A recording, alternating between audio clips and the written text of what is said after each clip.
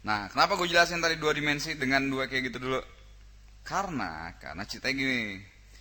Soal tuh banyak tuh yang misalnya ya nyebrang sungai nih, shoot, ada aliran sungai.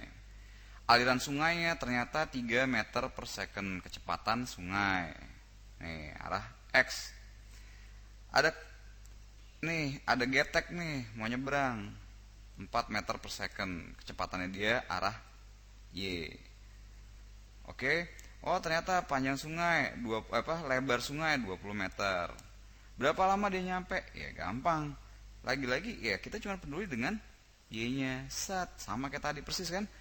Tapi gara-gara ada kecepatan sungai, maka si getek tadi kegeret-geret nih.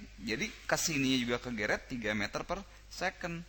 Ujung-ujungnya dia ketarik sini. Nantinya begitu dia gerak kagak nyampe di sini, tapi dia akan nyampe di sini. Ya. Nah, karena sama-sama masih GLB, X dan Y-nya GLB, gampang. Yang susah yang mana? Mulai. Ini biasanya lebih susah nih. Gue mulai dengan pertanyaan aja deh. Ada pesawat. Ternyata dia ada V ke sini nih. V yang konstan. Hambatan udara kita anggap nggak ada lah, biasa ya. Iseng lo buka kaca. Lo buka kaca, lo lempar bola. Bola lo lempar nih. Bukan lempar, lo dorong, enggak. Cuma lo lepas doang. Ngerti ya? Beda kan kalau lo lepas. Ya.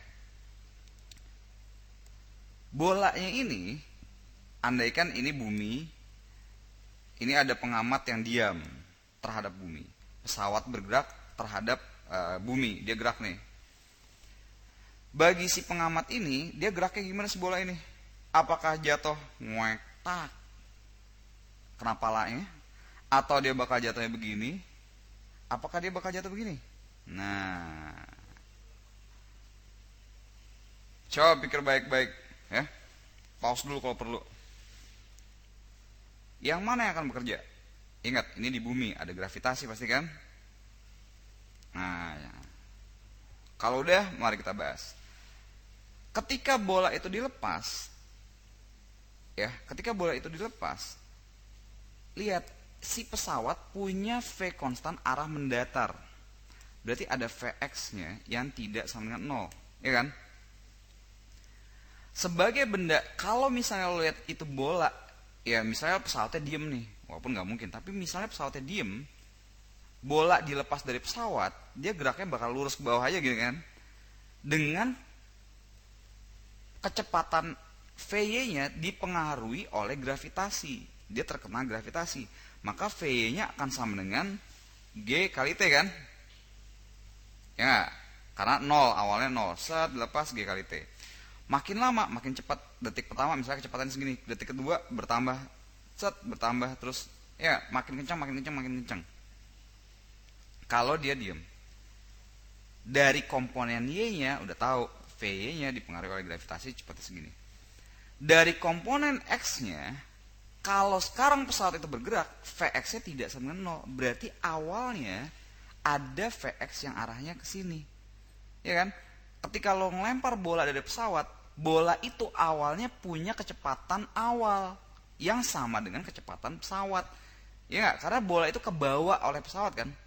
Kalau bola itu kecepatannya 0 juga, ya dia ketinggalan sama pesawat dong. Misalnya tadi di sini, kalau dia kecepatannya Vx-nya 0, ya udah pesawatnya ke arah sana, si bola harus tertinggal kan.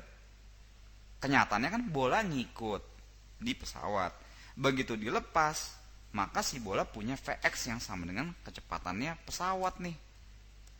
Bayang boy, ya. Kalau gue gambarin simulasi detik per detik, dia akan geraknya gini. Detik pertama detik ke 0 tepat pada saat dilepas, Vx-nya gini. Vy-nya 0. Ya enggak? Karena belum ada ini. Detik berikutnya dia bergeser ke arah sini karena udah jelas si Vy-nya jadi ini kan G 10 meter per second kuadrat gitu kan. Gravitasi menambah kecepatan sebesar 10 meter per second per detiknya. Berarti pada detik berikutnya dia ketarik Vx ini, tapi sekarang dia punya Vx yang nggak berubah. Vx-nya nggak berubah. Kenapa Vx nggak berubah? Karena nggak ada percepatan arah X. Percepatan yang bekerja cuman arah Y. Ya kan, gravitasi arahnya tegak lurus ya kan, terhadap X-nya.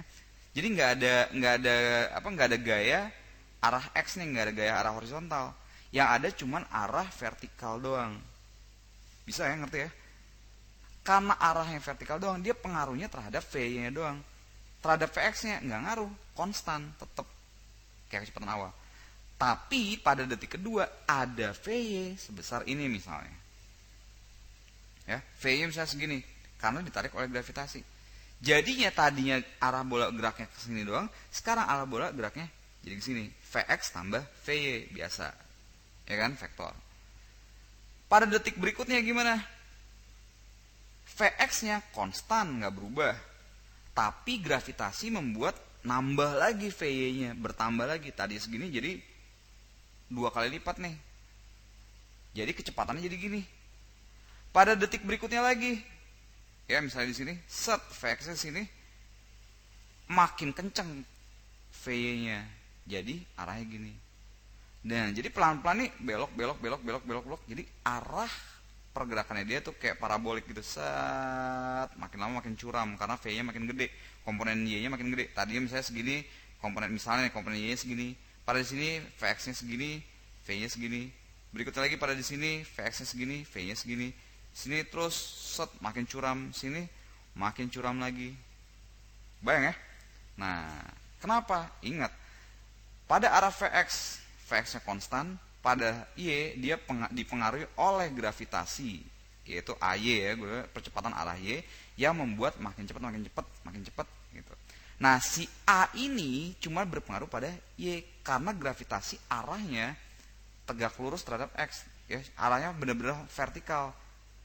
Jadi yang horizontal nggak mempengaruhi yang vertikal. Selama dia tegak lurus, dia saling kayak saling cuek deh. Kalau dia udah tegak lurus nih, yang X ya X, yang Y, dia dipercepat ya udah dia percepat sendiri. Yang X-nya kagak ngaruh. Yang ngaruh nanti adalah vektor penjumlahan kedua Vx dan Vy-nya. Ngerti ya? Penting banget untuk bisa memecah vektor jadi dua ini. Yang satu ada pengaruh gaya, yang lain enggak, kagak peduli. Oke?